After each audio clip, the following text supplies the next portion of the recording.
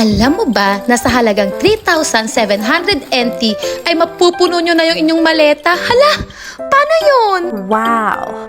Hi, ako si Tin, ang makulit na vloggerista ng Taiwan. Samahan nyo nga ako dito sa Kaiser Factory para bumili ng mga tsokolate. Aba, talaga nga namang hindi nyo mahahalata na hindi kami ready sa pagpunta dito dahil madala kaming maleta. Alam nyo ba, nung dumating sila mama dito sa Taiwan, ay panay talaga ako research kung saan ako makakabili ng mga murang bilihin. Aminin man natin or hindi, tayong mga OFW, pag mura ay talaga nga namang sinusugod natin.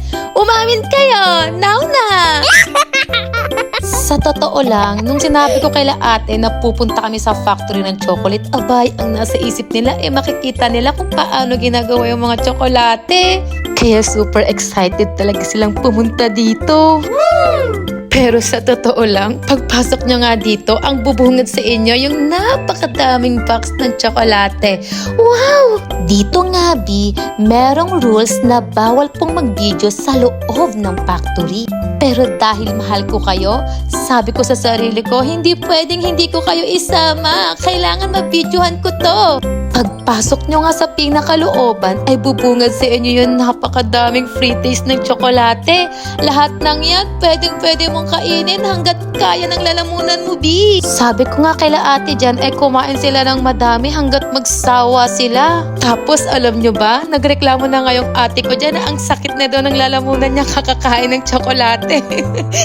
Buti na lang talaga at mabait yung Taiwanese na nag-assist sa amin dyan at binigyan pa kami ng pa-take out na free taste. Wow, sana all! Paano ba naman, tuwang-tuwa yun sa mga kapatid ko, gawa ng trying hard mag-Taiwanese. Tapos natuwa pa siya nung nakita niyang may dala kaming maleta.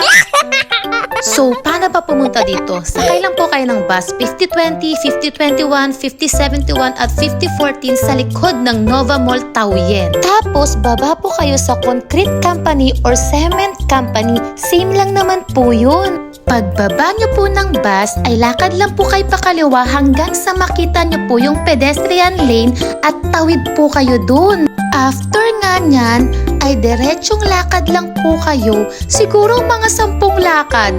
Tapos makikita nyo na po yung 7-Eleven. Tapos meron po tong iskinita sa tabi ng 7-Eleven, diretsuhin nyo lang po yung lakad at matatagpuan nyo na po yung Kaiser Factory na may murang tsokolate. O diba, napakadali lang puntahan, kaya kung balak nyo magpabagahe, ay magsapatos na at pumunta na rin kayo dito. Kung nagustuhan nyo po yung video, please like, share, and comment. Tapos pa-follow na rin po ako sa FB page ko at pa-subscribe na rin po sa YouTube channel ko. Baka naman! Hanggang dito na lang po muna for today's video. Salamat!